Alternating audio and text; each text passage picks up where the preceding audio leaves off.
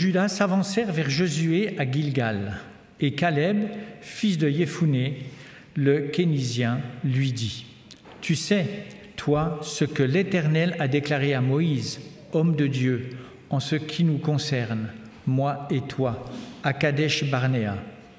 J'étais âgé de 40 ans lorsque Moïse, serviteur de l'Éternel, m'envoya de Kadesh-Barnéa pour espionner dans le pays, et je lui fis un rapport avec droiture de cœur. Mes frères qui étaient montés avec moi firent perdre courage au peuple, mais moi, je suivis pleinement la voie de l'Éternel mon Dieu. Et ce jour-là, Moïse fit ce serment : assurément, le pays que ton pied a foulé sera ton héritage et celui de tes fils à perpétuité, parce que tu as pleinement suivi la voie de l'Éternel mon Dieu. Maintenant, voici ce que l'Éternel m'a fait vivre. Comme il l'a dit, il y a 45 ans que l'Éternel parlait ainsi à Moïse lorsqu'Israël marchait dans le désert. Et maintenant, me voici. Aujourd'hui, âgé de 85 ans, je suis encore vigoureux comme au jour où Moïse m'envoya. J'ai autant de force maintenant que j'en avais alors, pour le combat, comme pour sortir ou revenir. Donne-moi donc cette montagne dont l'Éternel a parlé ce jour-là, car tu as appris ce même jour qu'il se trouve dans des Anakim et qu'il y a de grandes villes fortifiées. Que l'Éternel soit seulement avec moi, et je les déposséderai comme l'Éternel l'a dit. Vous vous souvenez que la semaine dernière, Alain nous a posé une question : pourquoi j'existe ? Je ne sais pas quelle a été votre réponse, mais cette question était vraiment à propos parce que la prédication que Dieu m'a inspirée, je crois, pour aujourd'hui, me permet de vous dire pourquoi j'existe. Beaucoup d'entre vous savent que fin juin de cette année, j'ai été opéré d'une cranioplastie. Après l'opération, le lendemain donc, le médecin, le chirurgien est venu me voir. J'étais assis sur mon lit, il était là debout devant moi et il m'a dit que l'opération n'a pas pu être menée à terme à cause d'une infection. J'ai eu un moment de sidération. C'était la 3e fois qu'il m'opérait. Et puis, j'ai adressé à Dieu, là, avec ce médecin devant moi, une très brève prière silencieuse. Père, consolide ma confiance en toi pour arriver à gravir cette montagne.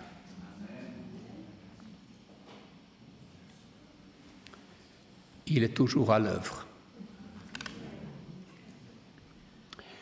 Le texte que Alain vous a lu tout à l'heure nous parle de Caleb qui, lui, demande une montagne. Moi, j'ai demandé la force de gravir une montagne que je n'ai pas choisie. Mais Caleb, lui, il demande une montagne. Et nous verrons tout au long de la prédication de quelle montagne s'agissait-il. Mais avant cela, je voudrais vous lire un court extrait de l'éditorial de la revue adventiste du mois de mars 2025. Ce éditorial a été écrit par Philippe Leduc, responsable de la jeunesse adventiste donc de l'Union franco-belge. Il a également le pôle éducation. Il dit ceci : dans un monde où les défis sont nombreux, l'engagement des jeunes est un catalyseur pour le changement. La Bible souligne l'importance de l'implication des jeunes pour la transformation de la société. Ils sont appelés à être les instruments de Dieu. L'engagement des jeunes est essentiel, non seulement pour l'Église, mais aussi pour la société. Dans l'Ancien Testament, Dieu a souvent choisi des jeunes pour accomplir des ministères importants. Josué, qui a pris la relève de Moïse pour mener le peuple d'Israël vers la terre promise, est un exemple puissant. Mais voilà, nous ne restons pas jeunes toute notre vie. Est-ce à dire qu'il n'y a plus de défis pour nous? Est-ce à dire que nous ne pouvons plus être des catalyseurs? J'ai été très interpellé par la prédication d'Ayrton Koller pour la clôture de la conférence générale qui a eu lieu au mois de juillet avec le thème « J'irai ». Eh bien, toute notre vie, Dieu nous propose des défis. Et je voudrais ce matin examiner avec vous 4 octogénaires à qui Dieu propose un défi qu'ils vont relever. Moïse a 40 ans lorsqu'il est prince d'Égypte. Il rencontre un Israélite qui est battu par un Égyptien. Moïse tue l'Égyptien, puis il se sauve. Seulement, le lendemain, Dieu va lui montrer que, quelle que soit la cause, on ne peut pas la défendre ni par la violence, ni par le meurtre. Alors, Moïse doit partir. Moïse doit partir, il va partir dans le désert. Il va être au milieu des moutons, des chèvres, au milieu du silence désertique, du dépouillement. Et le voilà octogénaire. Octogénaire, il se promène comme ça, il cherche ses brebis et il voit un buisson qui se consume, qui brûle mais qui ne se consume pas. Alors comme un gamin un tout petit peu, il s'approche pour voir. Et là, Dieu lui lance le défi. J'ai vu la détresse de mon peuple en Égypte et j'ai entendu les cris que lui font pousser ses oppresseurs. Oui, je sais qu'il souffre. Va donc maintenant, je t'envoie vers le Pharaon pour que tu fasses sortir d'Égypte les Israélites, mon peuple. Voilà le défi. Mais Moïse ne se sent pas à la hauteur du défi. Alors, dans sa bonté, Dieu parachève sa formation. Il lui dit, écoute, tout seul tu ne te sens pas, alors je vais te donner un jeune homme, un octogénaire, il a 83 ans, c'est ton frère Aaron. Tous les deux, ils vont, sous la conduite de Dieu, faire sortir le peuple d'Israël. Et nous étudions actuellement le livre de l'Exode et les différents passages. Je vous rends juste, pour les autres leçons d'école du sabbat qui vont venir, essayez d'imaginer ce qu'exigeait de Moïse comme force, comme courage, comme humilité, d'avoir constamment des critiques, d'avoir constamment le peuple qui l'interpelle, d'avoir constamment besoin d'intercéder pour ce peuple. Dieu appelle Moïse mon serviteur. Et dans le livre de l'Exode, ce nom est donné à Moïse à peu près une vingtaine de fois. Et c'est intéressant parce que serviteur sera aussi un nom préféré de Jésus. À 120 ans, Dieu dit à Moïse, voilà, il faut que tu adoubes quelqu'un. Et ce quelqu'un est effectivement un jeune homme. Il a 40 ans. Et pendant ces 40 années où Moïse et Josué vont vivre ensemble, Josué va essayer de comprendre comment Dieu a formé Moïse, comment Dieu a utilisé Moïse. Et un jour, il est envoyé, quand ils étaient à Kadesh Barnéa, avec Caleb, pour inspecter le pays que Dieu promettait au peuple. Il va revenir, le peuple sera découragé, sauf Josué et Caleb. Puis, à la fin de sa vie, Dieu va dire à Moïse, il faut que tu adoubes maintenant pour de bon Josué. Mais Josué a de nouveau 80 ans. Et voici ce que Dieu lui dit, parce qu'il sait qu'il a 80 ans. Après la mort de Moïse, serviteur de l'Éternel, l'Éternel dit à Josué, fils de Nun, l'assistant de Moïse, « Mon serviteur Moïse est mort. Maintenant donc, dispose-toi à traverser le Jourdain avec tout le peuple pour entrer dans le pays que je donne aux Israélites. Tant que tu vivras, personne ne pourra te résister, car je serai avec toi comme j'étais avec Moïse. Je ne te délaisserai pas, je ne t'abandonnerai pas. Prends courage et tiens bon, car c'est toi qui feras entrer ce peuple en possession du pays que j'ai promis par serment à leurs ancêtres de leur donner. Je t'ai choisi et je t'ai donné cet ordre. Prends courage et tiens bon. Ne crains rien, je ne te délaisserai pas, ne t'effraie pas, car moi, l'Éternel, ton Dieu, je serai avec toi pour tout ce temps-là. » Alors, je ne sais pas comment il faut comprendre ces paroles. Est-ce que Dieu dit ça à Josué parce que Josué se sentait vieux, qu'il perdait un peu courage? Est-ce que Dieu disait ça à Josué?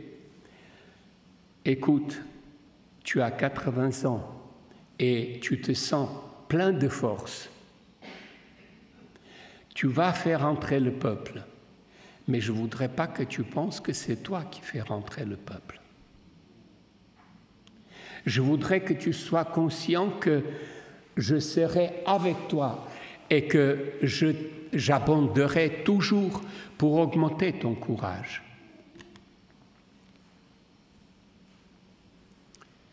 Voilà, il y a encore un octogénaire dont je vous parlerai plus tard, mais encore quelques mots à propos de Josué.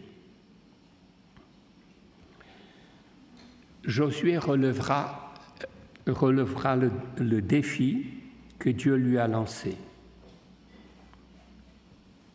Dans Nombre 13, il y a un détail, mais qui a toute son importance. Avant qu'il parte, Moïse va changer le nom de Josué. Au départ, Josué s'appelle Hoshéa, salut.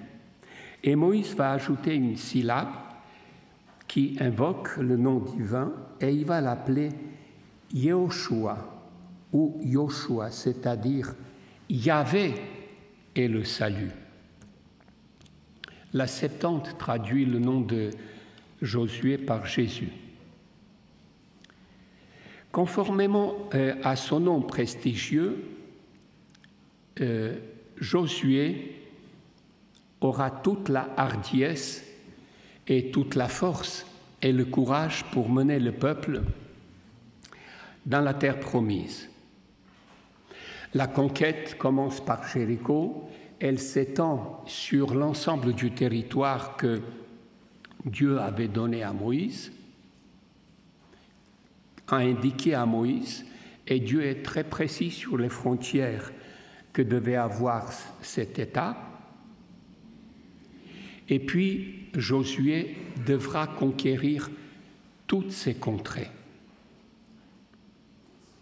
À la fin de sa vie, Josué va convoquer le peuple et au chapitre 24, il va rappeler au peuple que Dieu était constamment avec le peuple.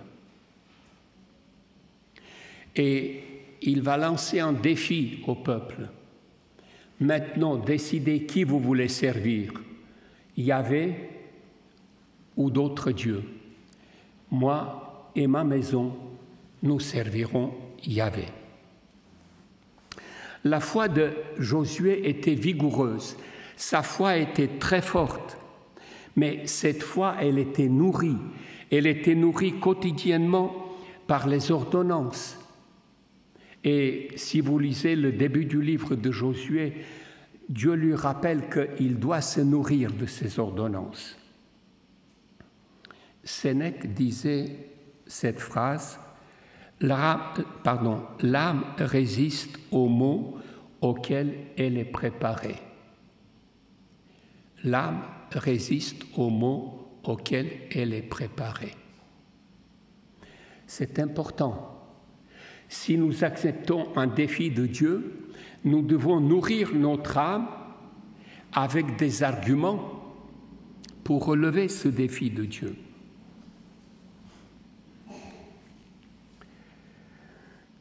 Dans mon ministère pastoral, j'ai souvent constaté qu'il y a des personnes, des chrétiens adventistes, qui se découragent parfois par l'attitude de leurs frères et sœurs. Je ne comprends pas pourquoi il a voté ça. Je ne comprends pas pourquoi il a pris cette décision. C'est totalement incompréhensible.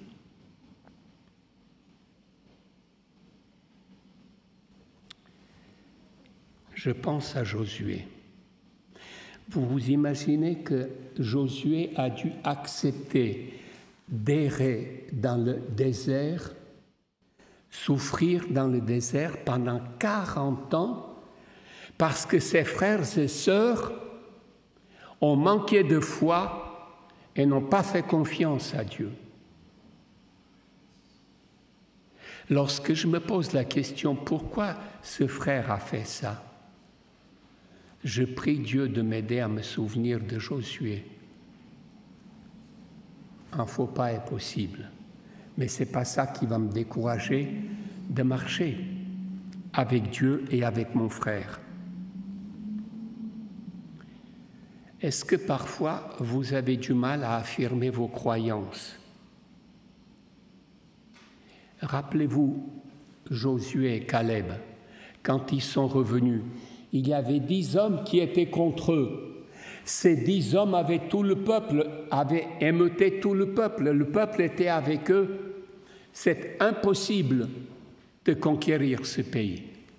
Mais Josué et Caleb sont debout, ils disent si, c'est possible. Avec Dieu, tout est possible. Jusqu'à présent, je vous ai parlé des octogénaires qui ont accepté le défi de Dieu. Maintenant, je voudrais revenir à un octogénaire qui se lance un défi à lui-même. Il s'agit de Caleb. Caleb n'est pas israélite au départ. Caleb est édomite. Il a été inclus dans le peuple par le biais de la tribu de Juda. Et d'ailleurs, dans le texte que nous avons lu, on rappelle qu'il était keynésien. Caleb a 85 ans. Il vient, le pays est presque conquis en totalité, mais il reste un endroit, une montagne, une montagne où il y a les Anakim.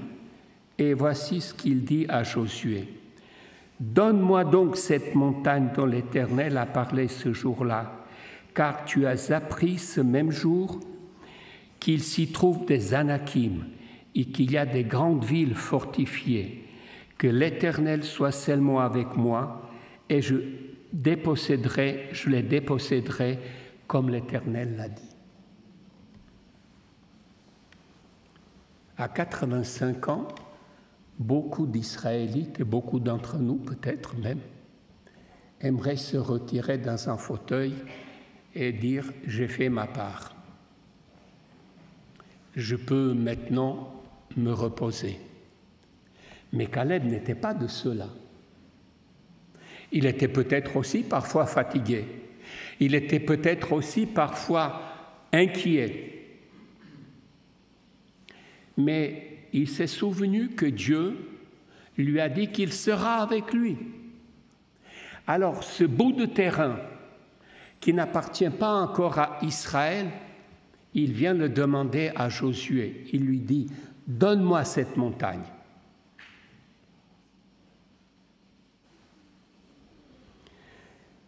Après 7 années de guerre, de conquête qu'il a menée avec les autres, il aurait pu se décourager, il aurait pu en avoir assez de la guerre et des combats.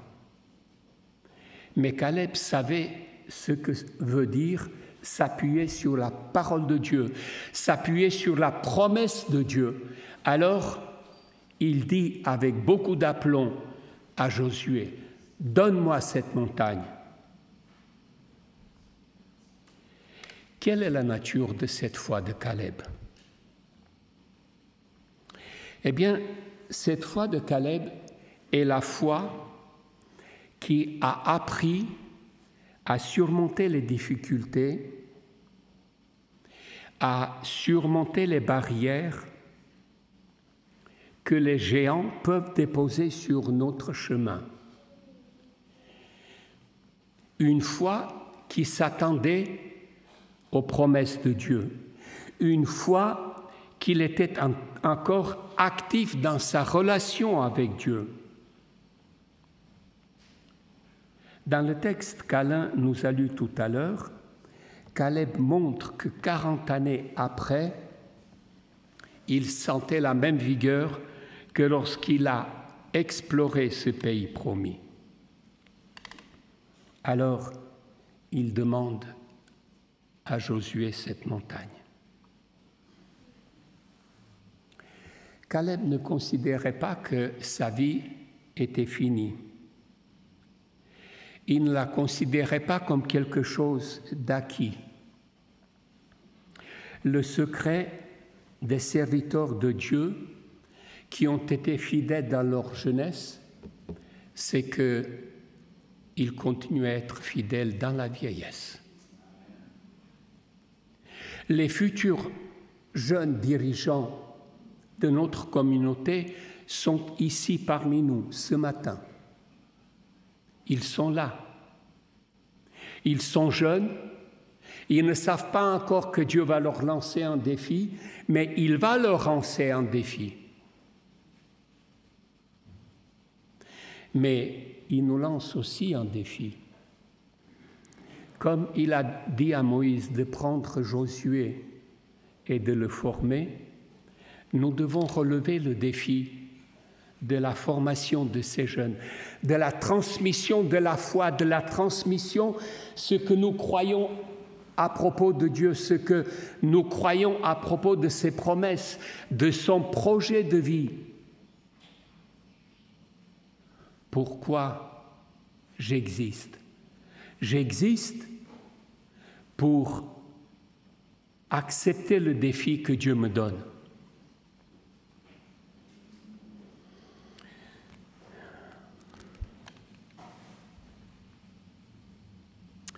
Je voudrais juste, pour terminer, rappeler que quand vous lisez les livres d'histoire, les meilleurs soldats, les plus valeureux, c'est ceux qui sont sur la ligne de front.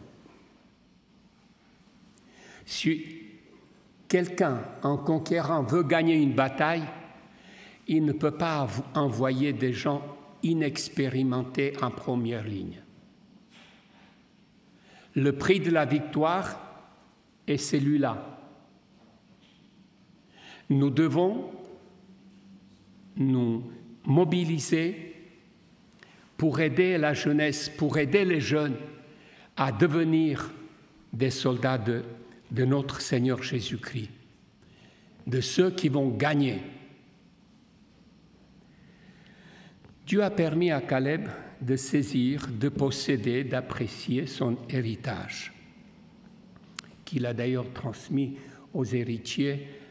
C'est intéressant si vous lisez dans le livre des Juges de Josué ce texte, cette ville qu'il va conquérir, il va l'offrir à Othiel, qui a épousé une de ses filles. Jésus-Christ nous a rendus héritiers d'un héritage. Cet héritage, il ne souhaite pas que nous le gardions pour nous. Il souhaite que cet héritage, nous le partagions avec les autres. Je voudrais vous laisser une pensée de Spurgeon. Ainsi, dans un monde où les défis sont nombreux, nous pouvons être sûrs d'être des catalyseurs pour le changement. Et il rajoute, la foi repose en Jésus avec une confiance parfaite, car elle sait que son œuvre est achevée et suffisante. Je relis cette phrase qui est capitale. La foi repose en Jésus avec une confiance parfaite, car elle sait que son œuvre est achevée et suffisante. Rien ne peut être ajouté et rien ne manque. Vous vous souvenez que dans mon introduction, je vous ai dit qu'à l'annonce du chirurgien, j'ai eu un moment de sidération. Ma foi était petite par rapport à celle de Caleb. Alors, j'ai juste demandé à Jésus de consolider ma confiance en lui pour gravir cette montagne. Je la gravis toujours et il est toujours là. Que pourrions-nous demander en début de cette année ecclésiale, sinon, Seigneur, donne-moi cette montagne. Mais pour que ça ne devienne pas de la présomption, nous devons ajouter comme Caleb, que l'Éternel soit seulement avec moi. Je vous laisse écouter maintenant un extrait, un canon de la liturgie de Saint Jean Chrysostome, de Sergueï Rachmaninov. C'est un canon dont les paroles sont celles-ci. « Béni soit le nom du Seigneur, dès maintenant et pour toujours. »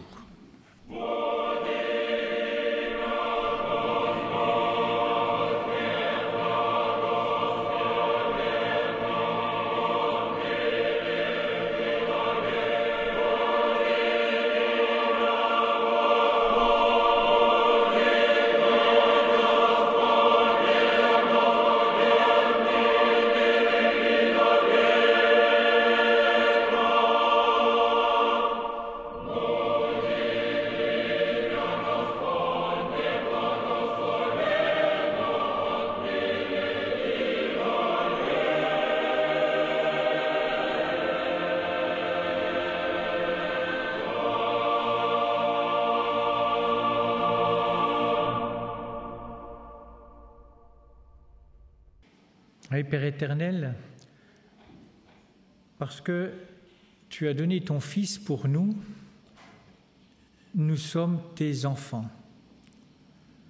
C'est ce qui nous permet de pouvoir crier qui nous sommes. Nous sommes tes enfants. Et tu nous as choisis. Et parce que tu nous as choisis, eh bien, nous pouvons être là devant toi, à nous attendre à toi par rapport à ce que tu veux que nous fassions pour ton œuvre. Et comme Caleb, nous puissions te demander cette montagne dans tous les jours de notre vie. Par rapport à l'engagement que nous avons pris dans l'Église quand nous avons été appelés pour être dans un ministère particulier, ou dans notre quotidien, quand nous nous levons le matin par rapport aux personnes que tu veux peut-être nous permettre de rencontrer. Oui, nous avons besoin de toi, nous avons besoin que tu nous mettes à ton écoute, nous avons besoin de ton Esprit Saint, qu'il vienne vraiment couler en nous pour que nous puissions être ces enfants qui peuvent se lever pour accomplir ce que tu veux que nous accomplissions, parce que toi tu es devant nous et nous avons juste besoin d'être à ton écoute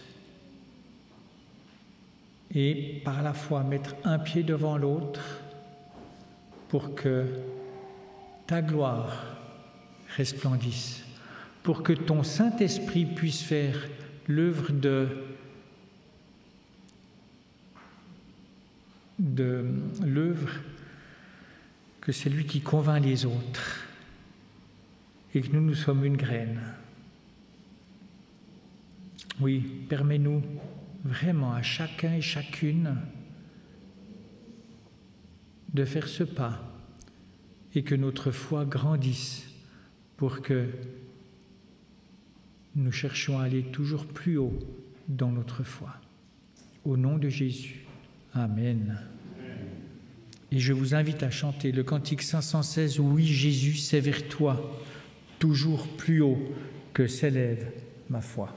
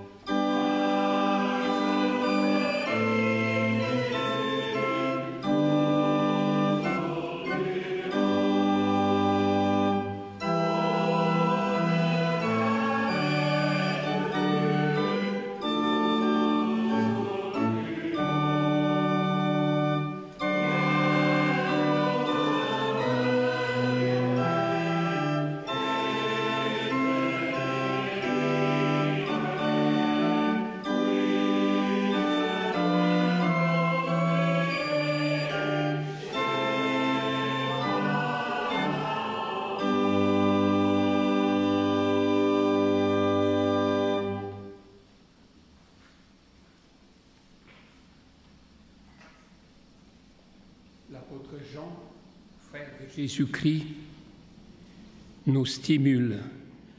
Croissez dans la grâce et dans la connaissance de notre Seigneur et Sauveur Jésus-Christ. À lui soit la gloire, maintenant et pour l'éternité. Amen.